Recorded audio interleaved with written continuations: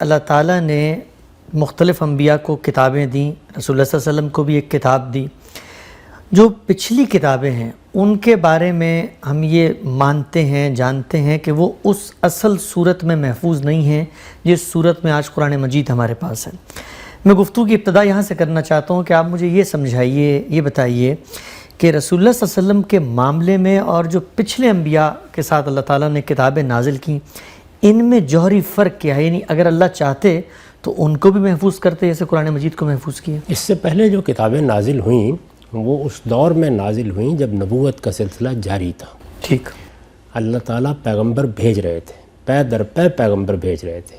آخری زمانہ بنی اسرائیل کا زمانہ ہے، یعنی سیدنا مسیح علیہ السلام تک قرآن مجید یہ بتاتا ہے کہ کفینا من بعدہ بالرسل، ٹھیک، یعنی ایک کے بعد دوسرا، ایک کے بعد دوسرا، بلکہ بارہا یہ ہوا کہ ایک پیغمبر نے جانے سے پہلے دوسرے پیغمبر کو مسح کر کے متعارف کرایا کہ یہ اب اللہ کی طرف سے اس منصب پر فائز کیے گئے ہیں۔ ٹھیک، تو چونکہ اللہ کے پیغمبر موجود تھے، وہاں اس بات کا کوئی امکان نہیں تھا کہ کوئی خرابی پیدا ہوگی تو وہ دین کی خرابی بن جائے گی۔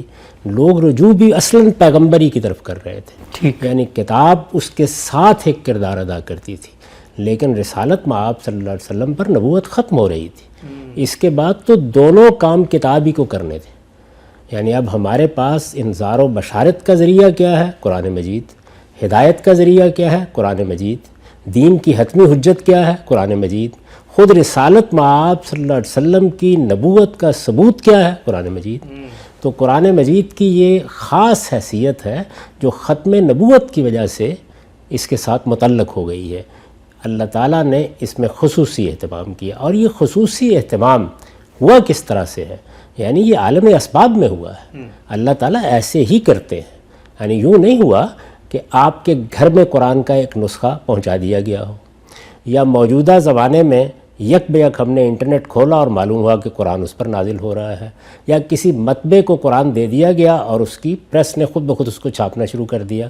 یعنی ایسا کوئی حیرت فضا واقعہ نہیں ہوا، بلکہ عالم اسباب میں اللہ تعالیٰ نے وہی طریقے اختیار کیے جو دنیا میں تاریخی چیزوں کے منتقل کرنے کے لیے اور ان کی حفاظت کے لیے اختیار کیے جاتے ہیں۔ ٹھیک، ہدایت کا جو اہتمام اللہ تعالیٰ نے کیا ہے اس میں فیصلہ کن حجت کی حیثیت کتاب ہی کو ہوتی ہے۔ ٹھیک، اور کتاب کے ساتھ اگر پیغمبر ہو، جس طرح کہ سیدنا مسیح علیہ السلام کی اگر آپ تعلیمات پڑھیں انجیل میں، تو وہ بتا رہے ہیں کہ تورات اس وقت کس صورت میں ہے، یہ بتا رہے ہیں کہ علماء نے اس کے ساتھ کیا معاملہ کیا ہے، یہ بتا رہے ہیں کہ اس کی حکمت کس طریقے سے لوگوں کی نگاہوں سے اوجھل ہو گئی ہے۔ تو وہاں پیغمبر بتاتا ہے، اور اس کے ساتھ یہ اعلان کر رہے ہیں کہ میں تورات کو پورا کرنے کے لیے آیا ہوں، میں اس کو منسوخ کرنے کے لیے نہیں آیا۔ تو پیغمبروں کی تصویب و تصدیق چونکہ پہلے حاصل رہتی تھی، اس وجہ سے اس کی ضرورت نہیں تھی۔ قرآن مجید جیسے ہی نازل ہوا تو اعلان کر دیا گیا کہ اب نبوت ختم ہو رہی ہے، اس لیے ناگزیر تھا کہ یہ خصوصی اہتمام ہو۔ اگر یہ خصوصی اہتمام عالم اسباب میں نہ ہوتا، اور ظاہر ہے کہ اللہ جانتے تھے کہ ہو جائے گا، تو پھر کوئی اور صورت اختیار کی جاتی۔ ٹھیک ہے ہم صاحب۔ اچھا ہم صاحب، یہ بات کہ کتابوں پر ایمان کیوں لانا ہے، اس کو تو ہم انشاءاللہ جو ایمان کے تقاضے ہیں، کن کن چیزوں پر ایمان ضروری ہے، وہاں تفصیل سے زیر بحث لائیں گے، لیکن ہماری موجودہ بحث سے متعلق ایک ضمنی سوال میں پوچھنا چاہتا ہوں کہ اگر عالم اسباب میں بھی اس کا امکان نہیں تھا، جو پرانی کتابیں پری ہسٹورک دور ہے، اور نبوت کا سلسلہ بھی جاری تھا، اور کتابیں اس وجہ سے اصل صورت میں ہمارے سامنے محفوظ نہیں ہیں، تو پھر اللہ تعالیٰ نے یہ کیوں کیا کہ ایک مسلمان اس وقت تک مسلمان نہیں ہو سکتا جب تک ان کتابوں پر ایمان نہ لائے؟ یعنی پھر ان کو تو پھر ریفرنس کا پوائنٹ نہیں بننا چاہیے تھا کسی بھی صورت میں؟ نہیں، ضرور بننا چاہیے تھا، تاکہ لوگوں پر یہ بات واضح رہے کہ محمد الرسول اللہ صلی اللہ علیہ وسلم کوئی نیا دین لے کر نہیں آئے۔ یعنی اس سے پہلے جو پیغمبر دین پہنچاتے رہے وہ اسلام ہی تھا۔ یہ تو بڑی اہم بات ہے، اس کی بنیادی پر دین کی ساری دعوت کھڑی ہے۔ اگر آپ اس بات کو نہیں مانتے تو اس کا مطلب یہ ہے کہ آپ دین کو 1500 سال پہلے سے شروع کر رہے ہیں۔ ٹھیک ٹھیک، اللہ تعالیٰ کو اس بات پر اصرار ہے کہ میں نے تو جب بنی آدم کو اس دنیا میں بھیجا، آدم و حوا نے یہاں زندگی کی ابتدا کی، اس کے ساتھ ہی میں نے نبوت کا سلسلہ جاری کر دیا، اور اس نبوت کے ذریعے سے، یا آپ وہی کہہ لیجئے اس کے ذریعے سے، میں نے دین کی ہدایت دینا شروع کر دی، اور وہ دین کی ہدایت ہے جو ہمیشہ ایک رہی۔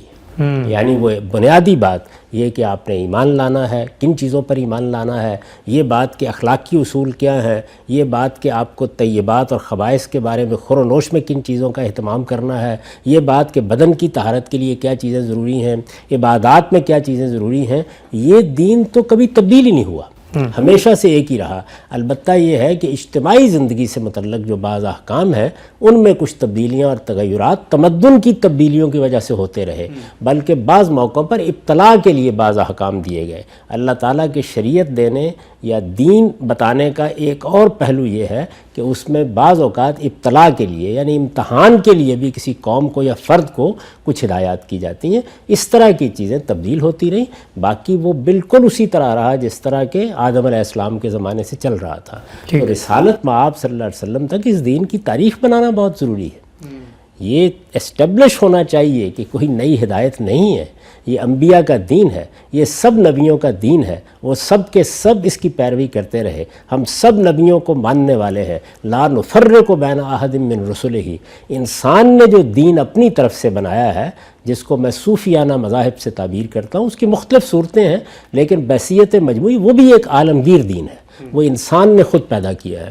تو انسان کے دین کے مقابلے میں اللہ کا دین کیا 14 صدی پہلے آیا ہے؟